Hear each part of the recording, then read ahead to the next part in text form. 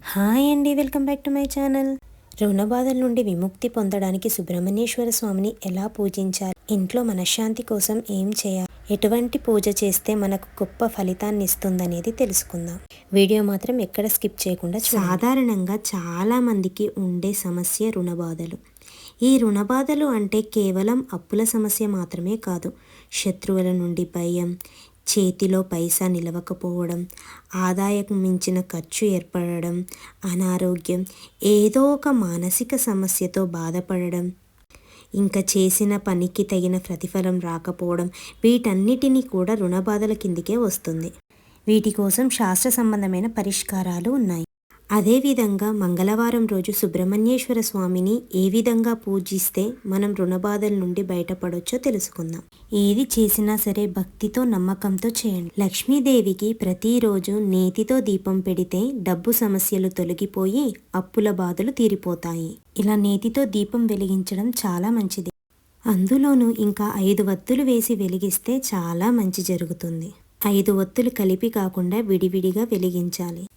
పసుపు వత్తులతో 5 గురువారాలు ఆవు నెయ్యితో లక్ష్మీదేవి వద్ద దీపం పెట్టి కనకదార స్తోత్రాన్ని చదివినా అప్పుల బాధ నుంచి విముక్తి లభిస్తుంది. ఉదయం లేవగానే 2 అరచేతులు దగ్గరగా చేసి చేతులను చూసుకొని విష్ణుమూర్తి, లక్ష్మీదేవి రూపంని మనసులో తలుచుకుంటే ధన నష్టం జరగకుండా ఉంటుందని చెబుతారు. ఇంకా మంగళవారం రోజు సుబ్రహ్మణ్యేశ్వర స్వామిని ఎలా పూజిస్తే అప్పుల బాధ నుండి విముక్తి కలుగుతుందో తెలుసుకుందాం.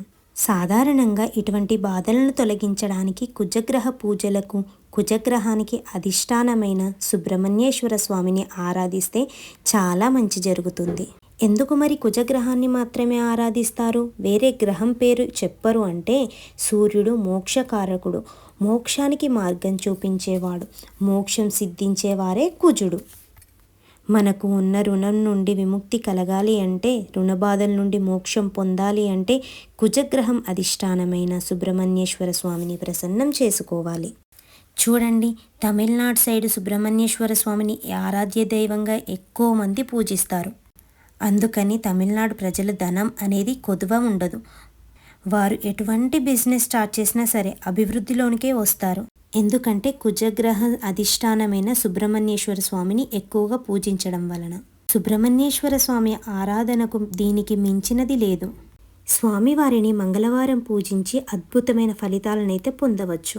ఎరుపు రంగు పుష్పాలతో సుబ్రహ్మణ్యేశ్వర స్వామిని అలంకరించుకోవాలి. సుబ్రహ్మణ్యుడు షణ్ముఖుడు కనుక ఒకే ప్రమిదలో 6 విడివిడిగా ఒత్తులు చేసి ఆవు నెయ్యితో దీపారాధన చేసుకోవాలి. అలాగే స్వామివారికి బెల్లంని నైవేద్యంగా సమర్పించాలి. స్వామివారికి బెల్లంతో చేసిన పాయసం అంటే చాలా ఇష్టం. ఆ ప్రసాదాన్ని స్వామివారికి పెట్టిన తర్వాత ఇంట్లో వారు తీసుకుంటే త్వరగా ఫలితం అనేది దక్కుతుంది. ఇప్పుడు స్వామివారిని ప్రసన్నం చేసుకోవడానికి ఒక మంత్రం అయితే చెప్తాను. ఆ మంత్రాన్ని 108 సార్లు జపించాలి. మంత్రం ఏమిటంటే, ఓం శం శర్వణ భవ అనే మంత్రాన్ని జపిస్తూ అక్షింతలు స్వామి పాదాలపై వేస్తూ 108 సార్లు జపించాలి.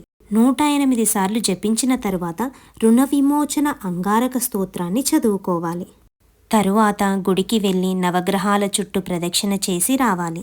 ఈ విధంగా మంగళవారం మొదలుపెట్టి 6 రోజులు కానీ 6 మంగళవారాలు కానీ చేయాలి. 6 మంగళవారాలు చేస్తే ఇంకా మంచి జరుగుతుంది. ఈ పూజ చేసే అన్ని రోజులు ధూమపానానికి, మద్యపానానికి, మాంసాహారానికి దూరంగా ఉండాలి. వీలైతే ఒక పూట మాత్రమే భోజనం చేసి ఈ పూజ చేస్తూ ఉంటే చాలా మంచి జరుగుతుంది. ఏ పూజ అయినా సరే మనం నమ్మకంతో ఆచరిస్తే ఏ బాధ నుండైనా పరిష్కారం అనేది లభిస్తుంది అని గుర్తుపెట్టుకోండి.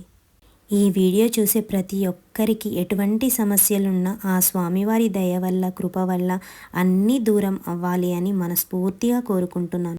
ఆ స్వామివారి ఆశీస్సులు మీకు ఎల్లవేళలా ఉండాలని ప్రార్థిస్తున్నాను. Thank you for watching my video. ఈ వీడియో కనుక మీకు నచ్చినట్లయితే లైక్ చేయండి, షేర్ చేయండి, కామెంట్ చేయండి. మరిన్ని ఇటువంటి వీడియోల కోసం నా ఛానల్ని అయితే సబ్స్క్రైబ్ చేసుకోండి. ఓం సుబ్రహ్మణ్యేశ్వర స్వామియే నమః.